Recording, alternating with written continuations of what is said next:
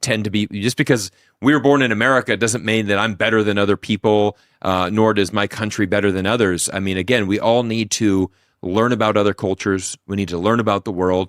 And I want to see, I want to see Russia do well. I want to see Iran do well. I want to see the people in those countries do well. I want to see China continue to prosper because, again, I don't like this world where it's like, if you're a liberal democracy, you're good. If you're not, you're bad. And because what it does is it tends to, demonize the people, right? Maybe you're not agreeing with what China's government does. That's fine, but don't forget, there's Chinese people here, and so we always got to connect at that level and realize that, hey, there's still Chinese people here living a normal life, and they're good people, and we've got to be, concerned about them and just make sure that they get a fair shot. We can't just write them off because why? They have a different style of government?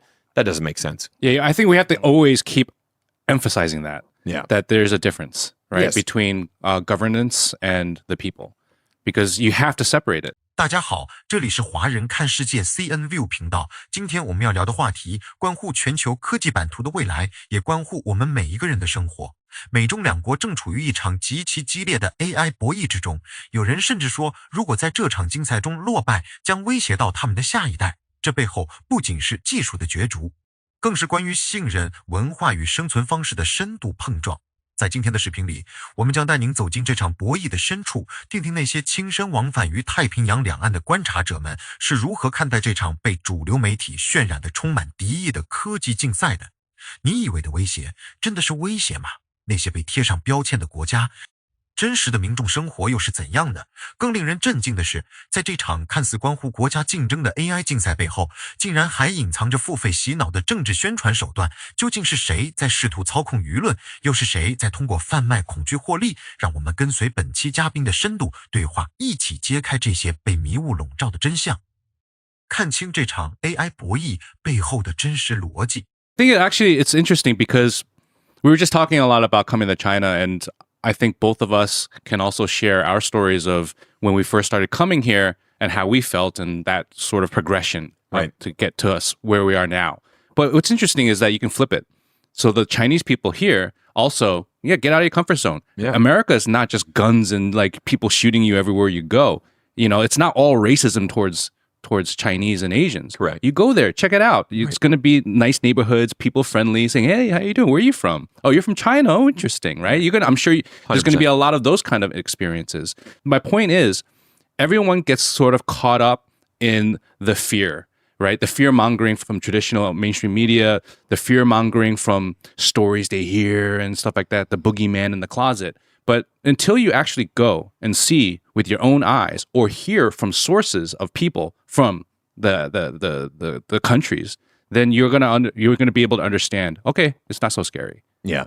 No, absolutely. I mean, I saw this amazing vlog of an American that went to Iran, recently. And so he was traveling through Iran, and I mean, just I was so fascinated because I'm like, wow, what would that be like? I've never been to Iran. And so he was invited into people's homes. He was having meals. I mean, he was treated with respect everywhere he went. And he just said there's a whole kind of different side here where a lot of times we kind of demonize these places, whether it be China, Russia, Iran, and we kind of look at them and we kind of just mark them off as like, oh, Iran's bad, China's bad, like Russia's that's bad. a no-go zone. That's a no-go zone. But then you kind of fail to realize that they're just full of people. And also, the three countries we just mentioned, they're some of the longest living civilizations in the world. Talk about the Persian culture, the Chinese culture, the Russian culture. So you're talking hundreds and hundreds, in some case, thousands of years of history. And there's a great pride amongst those people and what they've done, the technology that they have, the culture that they have. And again, it's a very different place once you get to experience it.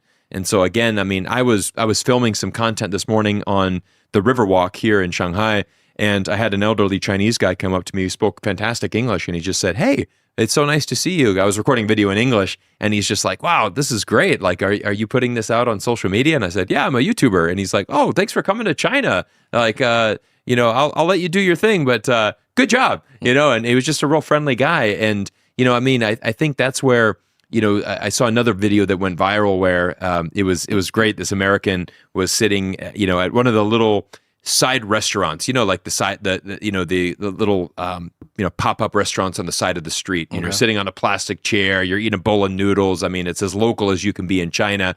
And, guys are coming up trying to offer him a cigarette. They're using translation tools. And the guy said, "Oh, America, 美国. Oh, okay. I love America. America, great. And then he uses Google Translate and he said, and he just showed the guy and he said, I hope we can live peacefully. World peace is most important. And so the guy's like, oh my God, like, look at this. This is what the Chinese guy just told me. Like that like this like random guy on the street in China. And then he's, like offered him cigarettes. He's like, let me buy you a beer, and it was just, I'm like, that's such an amazing cultural experience that, this American's going to leave him. I'm like, man, I've got a very different perception of China right now.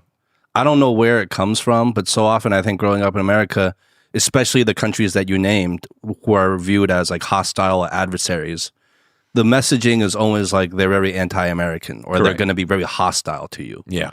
That's just not the case. I think everywhere I go, especially here in China, there's so much less hostility towards America as an ideal in general, as a country, as a people, than I think I think there's a lot more hostility in America towards China.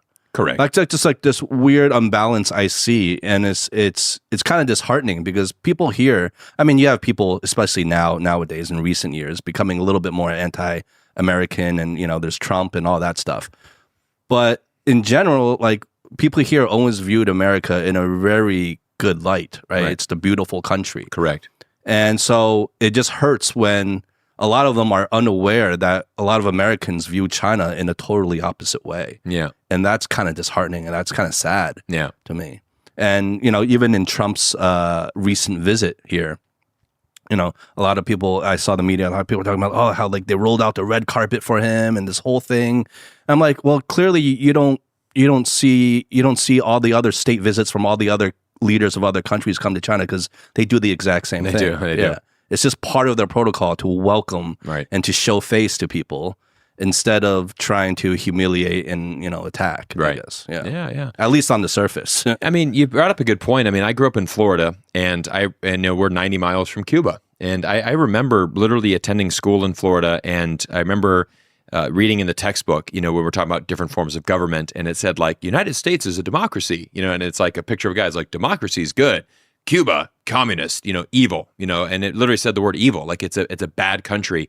And so I was always kind of curious about Cuba. Like, I mean, because I was like, man, we're only like 90 miles away. And it was always this kind of like, man, I'd really like to go there. I'd really like to experience that. And so in 2012, I went to Cuba and I went for a holiday and I wanted to go there. Now, I had to go through Cancun because there's no direct flights because of the sanctions and the embargo that we've had on Cuba for, well over 60 years. Yeah. And I went there and I had just the most amazing time in Cuba. I spent 5 days there. It was an incredible visit in Havana where I had just gone to restaurants and, taxi drivers, and I'm getting to use my, Spanish that I learned growing up in Florida.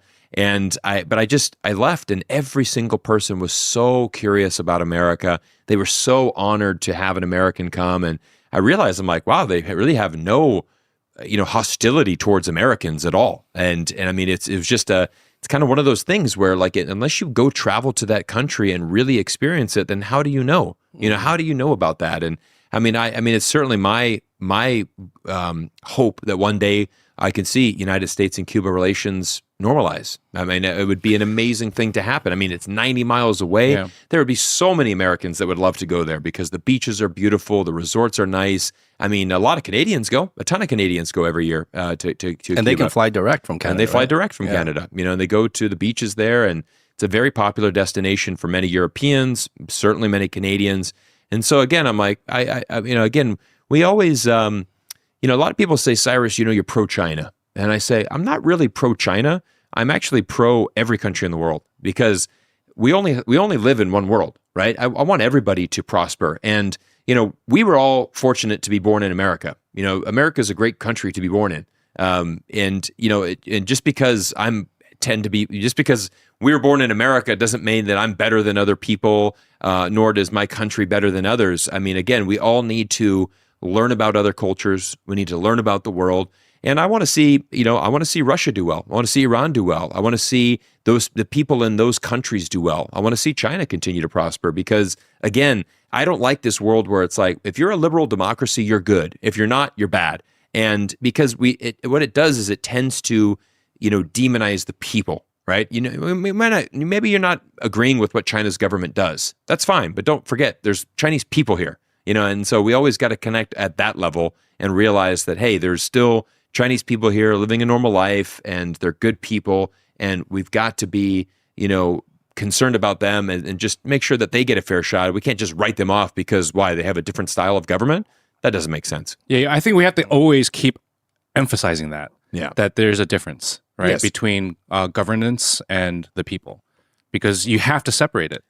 And unfortunately, a lot of times when people just, hear the negative side of the other side, it's just so easy just to flag it all as negative, right? Oh, you're Chinese. Oh, you're communist. You have no voice. You have no freedom. And like, wait, what? No. Do not conflate the differences, okay? So it's one of those things that even when we were talking before we started rolling about like AI and stuff like that, which I want to talk to you about. Yeah. A lot of times people just say, oh, China's AI versus America's AI, as if there's no private entities that's like creating it. Yeah. It just becomes such a like an umbrella, right, that people just use countries to describe everything about a certain topic that you're talking about. Right. So if you talk about freedom, it's China freedom versus America freedom. But you're not bringing it down to the human side, right? What does freedom mean to the person? And I think that's the biggest thing we have to keep emphasizing. You have to separate. You have to separate the two. I mean, I saw an interesting tweet. I responded. There's a very anti-China YouTuber. His name is Ken Cao, and he basically, he comes up with a lot of hyperbole and just a lot of things that are just extravagant. So his post this week was, "I've decided I'm not going to teach my children Mandarin because actually it's very toxic if you're a Mandarin speaker, because if you learn to speak Mandarin, you are now going to be a victim of all the Chinese propaganda. And the best thing that you could do would not teach your children this because," and so he kind of has this whole spiel. It's like advocating that ignorance is the way. Yeah. And the funny thing is I'm like, man, this whole spiel is written by ChatGPT. You can just see, he has this long thing written by AI. But I just said, this is the funny thing. Like, you're trying to say that the Chinese language now equals the Chinese. 各位观众，通过刚才这段深度对话，我们不难发现，美中两国在人工智能领域的所谓竞赛，早已不是简单的技术指标比拼，而是一场关乎认知、信任与社会治理模式的深层博弈。正如视频中嘉宾所言，当我们透过被媒体精心包装的叙事，去审视中国社会真实的烟火气，去观察那些真正影响普通人生活的民生保障时，会发现很多所谓的敌对论调在事实面前显得苍白无力。对于中国而言， AI 的发展是推动社会进步、提升大众生活质量的工具，而在大洋彼岸，这一议题却常常被卷入政治操弄的漩涡，成为了某些利益集团贩卖恐惧的牺牲品。这不仅仅是技术之争，更是两种文明在面对未来时选择路径的差异。我们看到那种试图通过抹黑对手来掩盖国内深层次结构性矛盾的做法，终究是走不远的。无论是在美国还是在中国，真正让人民感到幸福的，永远是那些能够解决住房、医疗、就业等现实问题的政策，而不是虚无缥缈的对抗口号。作为身处信息时代的观察者，我们更应该保持清醒，拒绝被单一的信息茧房所裹挟，走出舒适区，去实地走一走，看一看，用自己的眼睛去丈量这个世界的真实温度。这才是打破偏见、建立互信的第一步。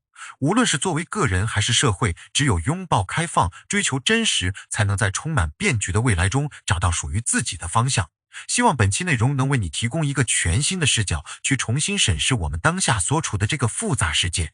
如果你对本期探讨的 AI 博弈、社会心态差异以及未来的国际格局有更多独到见解，欢迎在评论区留下你的思考。如果喜欢本期视频，请记得点赞、订阅、关注华人看世界，我们将持续为你带来更多深度纪实与国际热点复盘，看更多精彩视频。我们下期再见。